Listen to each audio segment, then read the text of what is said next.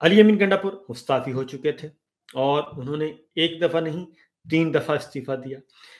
پہلے استعفیٰ بھجوایا، پھر اس پہ نقص نکالے گئے، انہوں نے اتمام حجت کے لیے دوسرا استعفیٰ ہاتھ سے لکھا ہوا بھجوایا، لیکن گورنر صاحب نے کہا کہ اگر ہم کیڑے نکالنے پہ آئیں تو فل سٹاپ اور کومے کا بھی نکال سکتے ہیں، لہٰذا انہوں نے وہی حرکت کی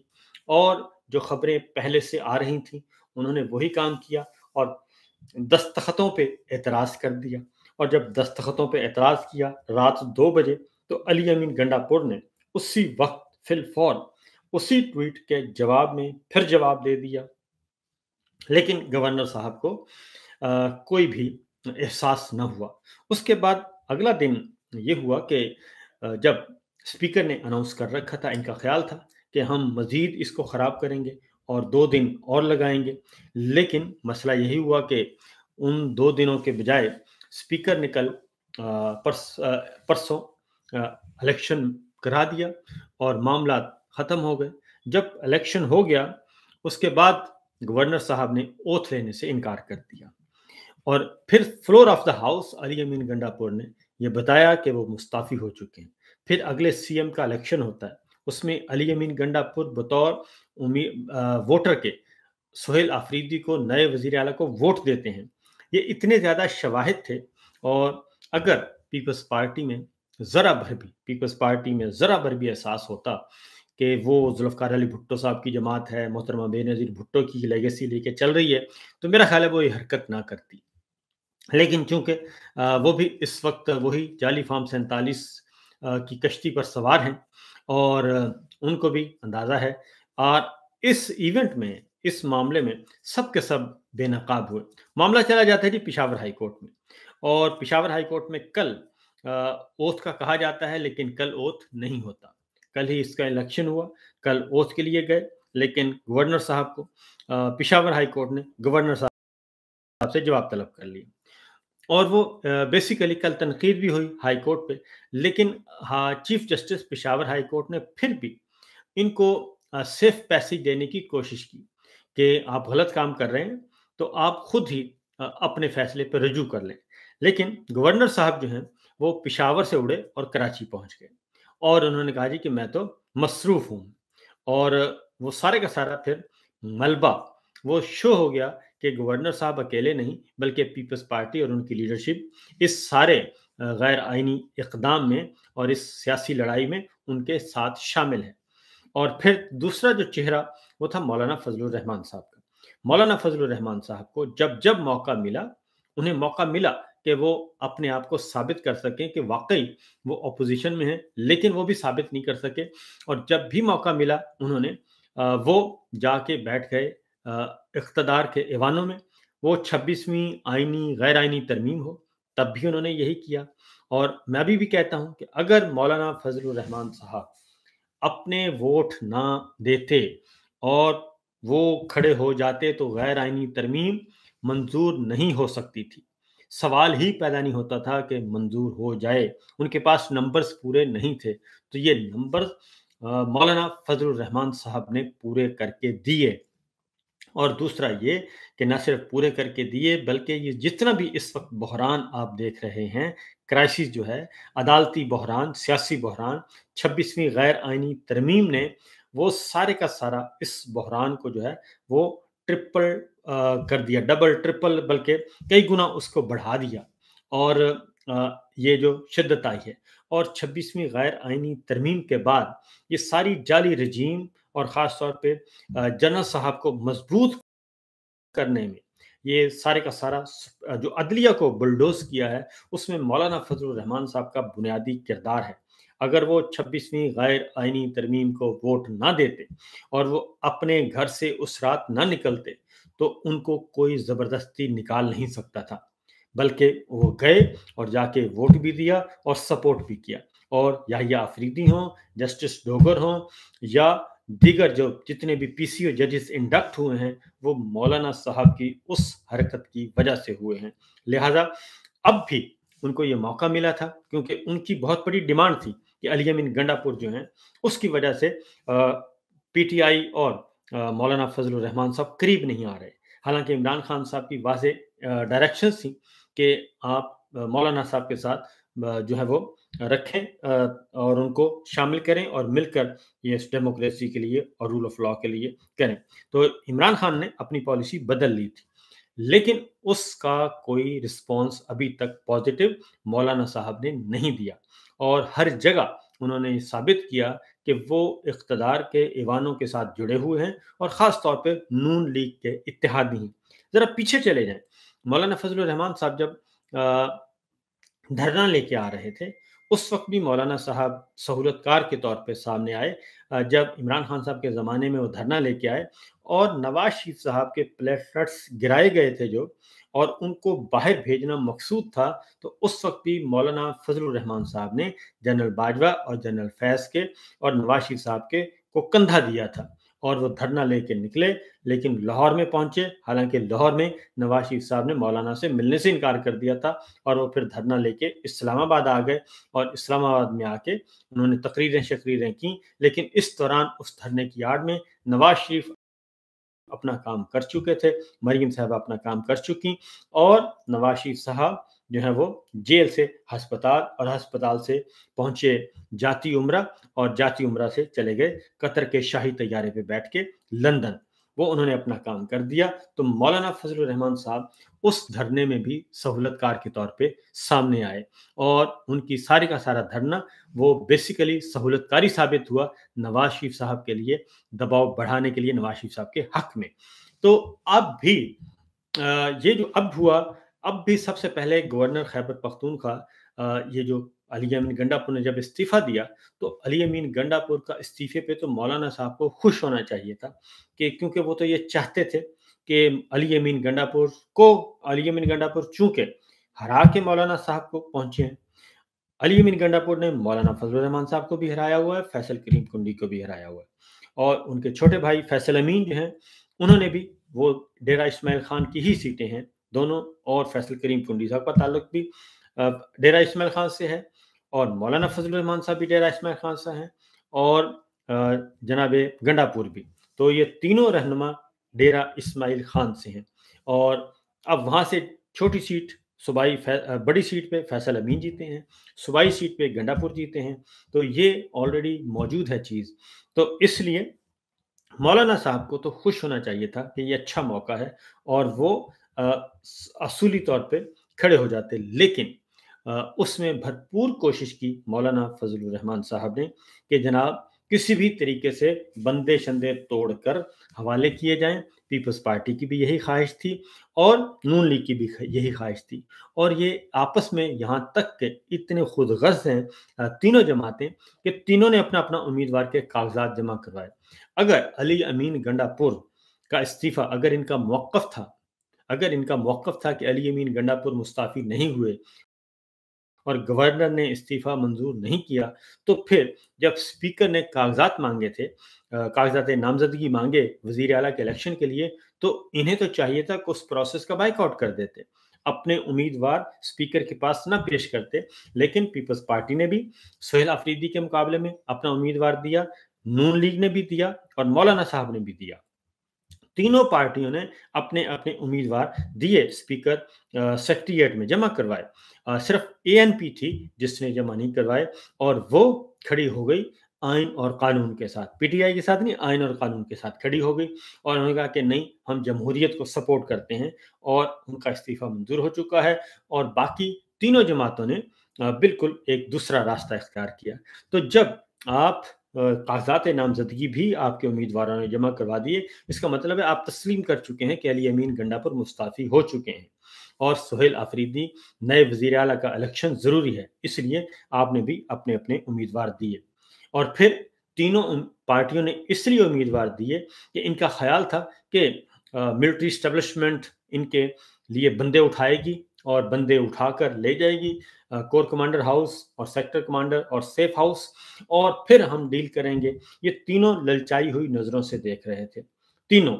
पीपल्स पार्टी, नून लीग और जेयूआई तीनों ललचाई हुई नजरों से, और सबसे ज्यादा तवक्को थी मौलाना फजलुर रहमान साहब को और नून लीग को कि जनाब ये ज्यादा कामयाब होंगे, क्योंकि पीपल्स पार्टी को आजकल ये लोग पसंद नहीं करते। पीपल्स पार्टी अलग बात है कि वो हिम्मत नहीं कर रही, लेकिन पीपल्स पार्टी को उन्होंने रखा हुआ है, बैक बेंचेस पे बिठाया हुआ है। जेयूआई ने भी, नून लीग ने भी और मिलिट्री लीडरशिप ने भी उनकी जरा कम तनख्वाह पे उनसे काम लिया जा रहा है। तो इसलिए मौलाना साहब और ये तीनों ने जब जमा करवा दी और उसके बाद इलेक्शन प्रोसेस शुरू हो गया, तो फिर अपोजिशन ने बायकॉट किया, क्योंकि इन तीनों का नंबर 1 इत्तेफाक नहीं हो सका। नंबर 2 मिलिट्री स्टैब्लिशमेंट की तरफ से, मिलिट्री लीडरशिप की तरफ से, इंटेलिजेंस इदारों की तरफ से वो काम इनको उम्मीद नहीं मिली। और फिर जो कह रहे थे कि अली अमीन गंडापुर के साथ 20 बंदे हैं, 22 बंदे हैं, और किसी ने कहा था कि मैं अपनी दाढ़ी मुनवा लूंगा, किसी ने कहा था कि मैं अपने मुंह पे जूते मारूंगा अगर सुहेल अफरीदी का इलेक्शन हो गया, और किसी ने कुछ कहा, और किसी ने ये कहा था कि गंडापुर तो हैं ही इमरान खान साहब के जो है वो सेफ्टी वॉल्व हैं, और वो इंश्योरेंस हैं, इंश्योरेंस पॉलिसी हैं, और वो इमरान खान साहब और एस्टेब्लिशमेंट के दरमियान ब्रिज हैं। तो ये सारे जितने दावे थे वो सारे के सारे गलत साबित हुए। फिर इनका ख्याल था कि अली अमीन गंडापुर बगावत करेंगे। अली अमीन गंडापुर ने बिल्कुल ऐसा कोई बगावत नहीं की, और उनको पता था, उन्होंने इस्तीफा इमरान खान साहब के हवाले कर दिया था। इमरान खान साहब ने अनाउंस करना था, और वो बल्कि कई हाथ आगे जाके इस्तीफे के बाद वो एग्रेसिवली पीटीआई के सपोर्ट में खड़े रहे, और कल भी उन्होंने स्पीच की और हर जगह। और उसके बाद पार्लिमानी पार्टी का इजलास उन्होंने खुद कॉल किया इस्तीफे के बाद, अपने वजीर आला हाउस खैबर पख्तूनख्वा में, और खुद वहाँ पे सुहेल अफरीदी को उन्होंने शाबाश दी और उनकी हिमायत का तमाम के तमाम। और फिर उन्होंने खुद सीएम हाउस छोड़ दिया। जब इस्तीफा दिया तो उन्होंने खुद, इससे पहले कि अभी इलेक्शन भी नहीं हुआ था, और उन्होंने जानबूझ के ये काम किया कि कोई ये ना समझे कि अभी तक कोई कॉन्स्पिरेसी ना जन्म ले, उन्होंने सीएम हाउस छोड़ा, सीधे चले गए डेरा इस्माइल खान। और उसके बाद फिर गुज़श्ता रात जब इलेक्शन था तब आए, और वो वज़ीर आला हाउस नहीं ठहरे, वो स्पीकर हाउस में थे। बाबर खान सवाती स्पीकर खैबर पख्तूनख्वा असेंबली, उनके घर पे ठहरे, सीएम हाउस में वो नहीं ठहरे थे, सिर्फ इसलिए कि कोई ये तासुर ना आए कि जनाब ये अभी तक सीएम हाउस छोड़ने के लिए तैयार नहीं। तो उन्होंने तो इनकी उम्मीदों पे मजीद पानी फेर दिया गंडापुर ने। कल पिशावर हाई कोर्ट ने जो है चीफ जस्टिस साहब ने अगेन एक इनको मौका दिया कि शायद ये संभल जाएं और इनको हुकूमत जो है अपनी इज्जत बचा ले, गवर्नर साहब भी इज्जत बचा लें। लेकिन इन्होंने इज्जत बचाने का कोई इनका इरादा नहीं था। और फिर आज जो है जो बात हुई, तो आज इन्होंने ये कहा कि चीफ जस्टिस साहब ने, उन्होंने पूछा जी कि इलेक्शन तो हो चुका और नए वजीर आला आ चुके, और अब आप उसमें रुकावट क्यों डाल रहे हैं? नंबर 1। नंबर 2, उन्होंने कहा कि जब गवर्नर साहब के पास तो कोई ऐसा ऑप्शन नहीं है, जब उन्होंने इस्तीफा दे दिया तो बात खत्म हो गई थी, और उसमें रोड़े नहीं अटका सकते आप, और सिंपल सी बात है। और दूसरा, उन्होंने आज पूछा था कि गवर्नर साहब से पूछ के बताएं। गवर्नर ने पूछा कि जनाब आप बताएं, हम बताएंगे। गवर्नर ने क्या कहा? चीफ जस्टिस अतीक शाह साहब ने पूछा, उन्होंने कहा जी बताएं जी कि गवर्नर साहब ने आपको क्या कहा। और इस पर जो समाअत हुई, तो गवर्नर ने कहा कि वो सरकारी दौरा पर कराची में है, ये एडिशनल अटॉर्नी जनरल ने कहा है जी, तो कल फ्लाइट के जरिए आएंगे, तो क्या वो कल हलफ लेंगे? गवर्नर ने कहा कि उन्होंने अली अमीन गंडापुर को तलब किया है, ये आज जवाब दिया गया। तो वो तो एक और मामला है, हमें बताएं हलफ लेंगे या नहीं लेंगे, ये चीफ जस्टिस ने आज पूछा उनसे। तो कल आकर मामलात को कानूनी तरीके से देखेंगे। ये एडिशनल अटॉर्नी जनरल जो विफाक के नुमाइंदे हैं, गवर्नर को कर रहे थे, नुमाइंदगी कर रहे थे अदालत में, ये उनका जवाब है। अली अमीन गंडापुर को तलब करने के बाद वो कराची गए। गवर्नर के वकील, जो गवर्नर के वकील हैं आमिर जावेद, उन्होंने बताया अब वो वापस आएंगे तो कानून के मुताबिक फैसला करेंगे। यानी अभी भी उन्होंने कहा कि कोई यकीनी नहीं है कि वो हलफ लेंगे। तो वजीर आला की जानिब से इस्तीफा देने से ही इस्तीफा हो जाता है, गवर्नर मंजूर करते हैं। चीफ जस्टिस ने ये कहा कि उनका इस्तीफा हो चुका है। इस वक्त ये कहना कि गवर्नर हलफ नहीं लेंगे कबल अज वक्त है, आमिर जावेद वकील ने कहा। चीफ जस्टिस साहब ने कहा कि क्या कल ये मुमकिन होगा कि गवर्नर हल्फ लेने का फैसला ना करें कि इस्तीफा हुआ है या नहीं। चीफ जस्टिस ने पूछा कि कल वो आके क्या करेंगे। तो अली अमीन तो असेंबली फ्लोर पर तस्दीक कर दी है, ये चीफ जस्टिस ने कहा। उन्होंने कहा जी वो तो तस्दीक हो चुकी है, तो फिर अब पीछे क्या रह गया। और उसके बाद उन्होंने कहा कि गवर्नर नहीं थे, वो कोई फैसला खुद देखे बगैर नहीं कर सकता, ये वकील साहब ने फरमाया। अली अमीन गंडापुर ने इस्तीफा दिया और नए वजीर आला को वोट भी दिया। सलमान अकरम राजा साहब ने ये बताया अदालत को, और उन्होंने कहा कि ये ताखीरी हर्ब इस्तेमाल कर रहे हैं और इसके अलावा और कोई नहीं है, और गवर्नर के पास कोई और रास्ता नहीं है, वो अपना मामला अपना कर ये मामला मुअख्खर कर सकते हैं, इसलिए ये सब कुछ कर रहे हैं। और इस पे फैसला जो है वो महफूज कर लिया, और उसके बाद फैसला महफूज किया और उसके बाद फिर फैसला जारी किया। और जो फैसला जारी किया है, मैं उसका ये लंबा ऑर्डर है, लेकिन मैं आपको सिर्फ उनका जो ऑपरेटिंग पार्ट है वो आपको मैं पढ़कर सुना देता हूँ। वो बड़ा दिलचस्प भी है और बड़ा ही जानदार है। उन्होंने ये मेरे सामने पड़ा है जी ऑर्डर, और उसमें ख़ास तौर पे गवर्नर साहब को ऑर्डर दिया है। इन्होंने chief justice Peshawar high court का फैसला है, सारे उन्होंने कहा, आर्गूमेंट मैंने सारे सुन लिए हैं, और सारे सुनने के बाद उन्होंने कहा कि ये उन्होंने कहा, चीफ जस्टिस साहब ने कहा कि हम तवक्को करते हैं कि गवर्नर जो है वो अपनी आईनी जिम्मेदारियां पूरी करेंगे, और अपनी आईनी जिम्मेदारियां पूरी करते हुए और नए इलेक्टेड चीफ मिनिस्टर, नौ मुंतखब वजीर आला सुहेल आफरीदी से वो हल्फ लेंगे, और हल्फ लेना उनकी आईनी और कानूनी जिम्मेदारी है, और वो इससे भाग नहीं सकते। ये उनकी ड्यूटी, और वो इससे भाग नहीं सकते, ये उन्होंने कहा। और उन्होंने कहा ये ऑब्लिगेशन है, आईनी जिम्मेदारी है कि वो नए मुंतखब वजीर आला सुहेल अफरीदी से बगैर किसी डिले के, बगैर किसी हीलो हुज्जत के, बगैर किसी एतराज के उनसे हल्फ लें। ये उनकी आईनी जिम्मेदारी है, इससे वो भाग नहीं सकते। और उसके बाद उन्होंने कहा कि बगैर किसी डिले के उन्हें ओथ लेना चाहिए। और उसके बाद फिर उन्होंने अगला जुमला है, उन्होंने कहा कि लिहाजा कल 15 अक्टूबर, उन्होंने कहा कि 15 अक्टूबर बुध की शाम 4 बजे तक उनको पाबंद किया जाता है कि गवर्नर साहब को, कि वो हर सूरत में नए मुंतखब वजीर आला सुहेल अफरीदी साहब से हल्फ लें, और उसके बाद बगैर किसी डिले के, बगैर किसी हीलो हुज्जत के, बगैर किसी एतराज के। और अगली बात, उससे भी सख्त बात की, उसके बाद उन्होंने कहा कि अगर वो ये हरकत नहीं करते, अगर वो अपनी आईनी जिम्मेदारी अदा नहीं करते, अगर वो इस आईनी जिम्मेदारी से भागते हैं और वो हल्फ नहीं लेते, तो फिर क्या होगा। उन्होंने कहा कि अगर वो इस नाकाम होते हैं गवर्नर साहब, तो फिर क्या होगा। और ये उसका नाम लिखा है, नौ मुंतखब वजीर आला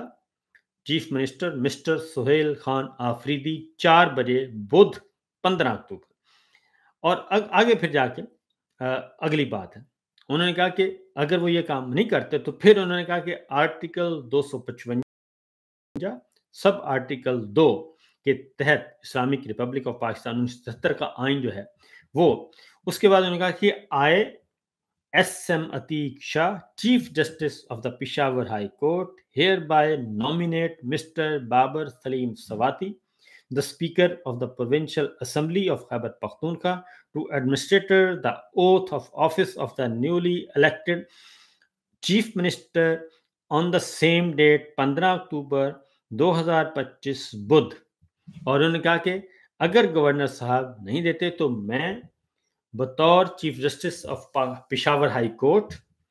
आइन के आर्टिकल 255(2) के तहत जो आइन ने मुझे ये इख्तियार दिया है, मैं नॉमिनेट करता हूं, मैं नामजद करता हूं speaker Khyber Pakhtunkhwa assembly mister Babar Saleem Swati को, और उन्हें नॉमिनेट करता हूं और उन्हें हुक्म देता हूं कि वो नए मुंतखब वजीर आला सुहेल खान आफरीदी से कल 4 बजे हल्फ लें, बिल्कुल सेम डे। اور اس کے بعد انہوں نے کہا کہ یہ جو آرڈر ہے یہ اس لیے پاس کیا گیا ہے، یہ آرڈر میں اس لیے دے رہا ہوں کہ آئین کا تقدس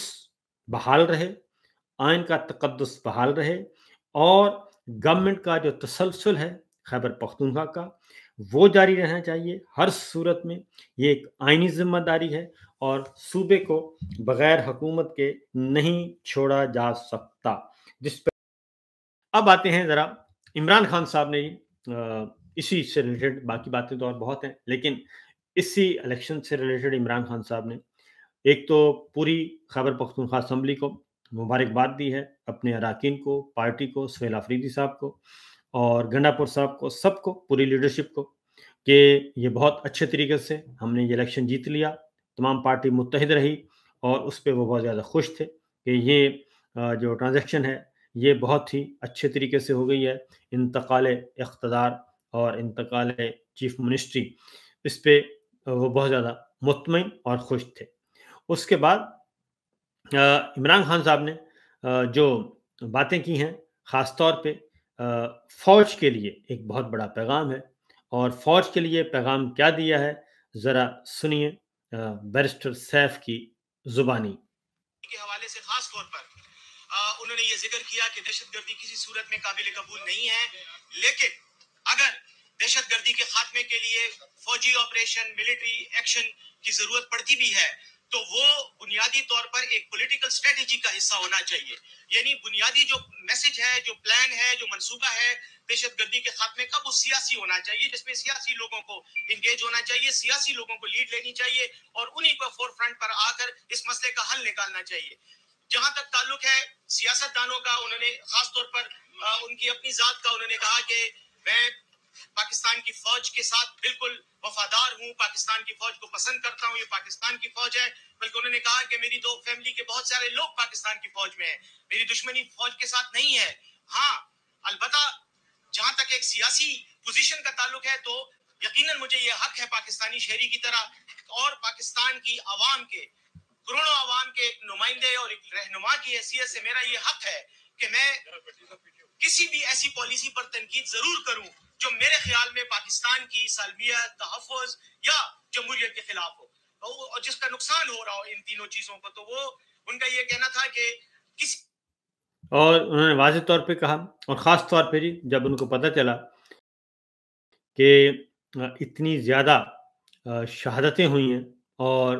بہت زیادہ نقصان ہوا ہے، تو اس پہ علیمہ خان صاحبہ نے ساری بات بتائی ہے، انہی کی زبانی سنیے تاکہ آپ کو اچھی طرح اندازہ ہو سکے کہ عمران خان صاحب نے آج ایک اور پیغام بھی دیا ہے، اور وہ پیغام کیا ہے۔ الزام لگایا جا رہا ہے کہ علی امین گنڈا پور کو آپ کی وجہ سے ہٹایا گیا، یہ تو کبھی آپ بھولے ہوئے نہیں، ہر جگہ آ جاتا ہے یہ بندہ۔ آپ اپنے مسئلے برج نہ میڈم پر یہ الزام لگایا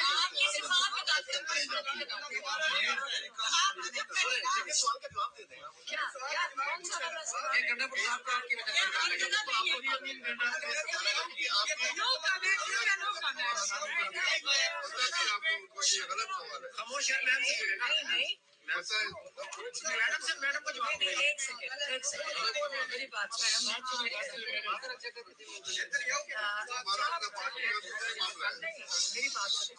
ماشاء اللہ پی ٹی آئی ایک بہت بڑی پارٹی ہے،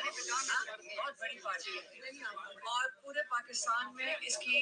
95 فالوئنگ ہے، اور جو اس وقت نئی سیاست ہے وہ 8 فروری کے بعد ایک نئی سیاست آئی ہے، اور آپ سارے اس کو پہچان رہے ہیں،